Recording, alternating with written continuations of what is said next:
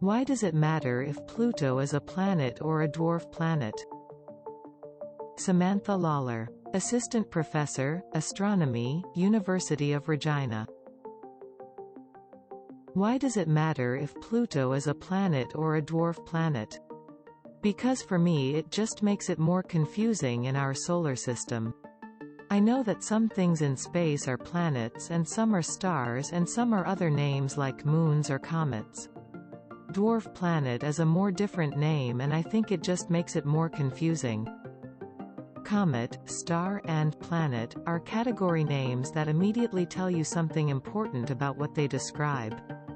Our solar system consists of the Sun, planets, which orbit around the Sun, and small bodies, which either orbit around the Sun or planets.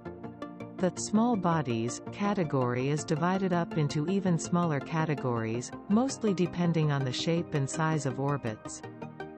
In 1801, astronomers discovered Ceres, which was initially categorized as a planet. Astronomers measured that it was much smaller than the other known planets.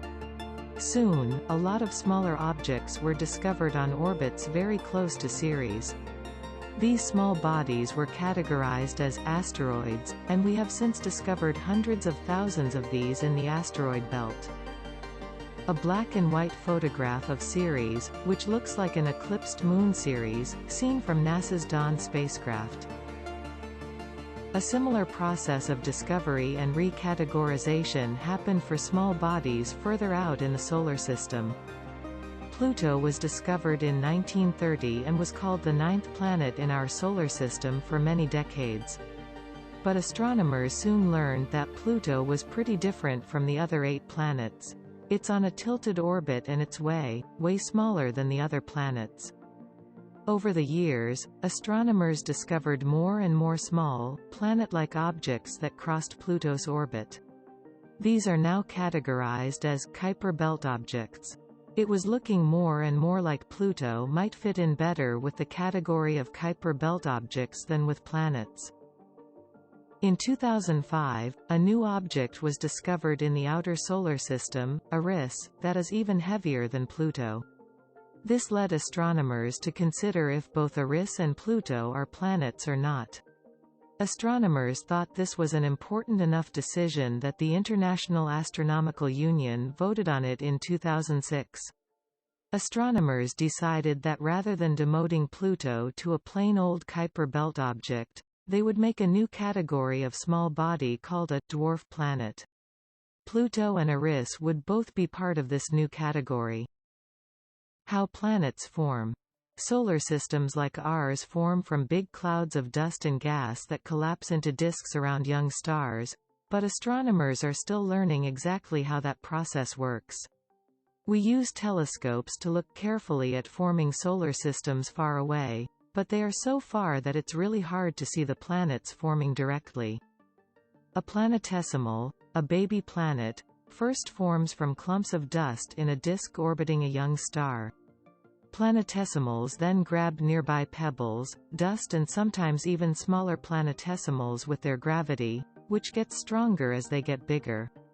When they get to be a few hundred kilometers across, they have enough gravity to pull themselves into a round shape, which is the definition of a dwarf planet. 2 photographs and corresponding illustrations of debris around a young star. The 2 images at top reveal debris disks around young stars uncovered in archival images taken by NASA's Hubble Space Telescope. The illustration beneath each image depicts the orientation of the debris disks.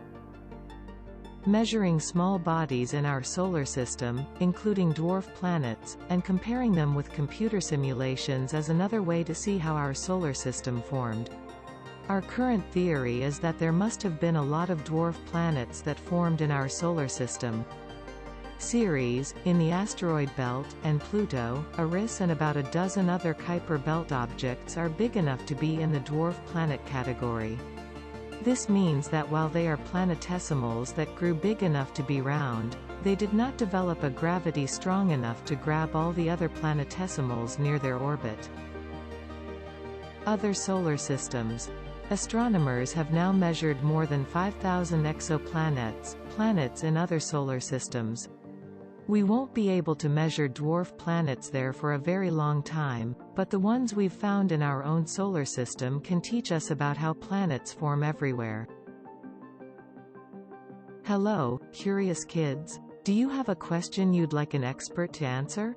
Ask an adult to send your question to CuriousKidsCanada@theconversation.com.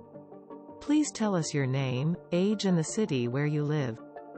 And since curiosity has no age limit, adults, let us know what you're wondering, too. We won't be able to answer every question, but we will do our best.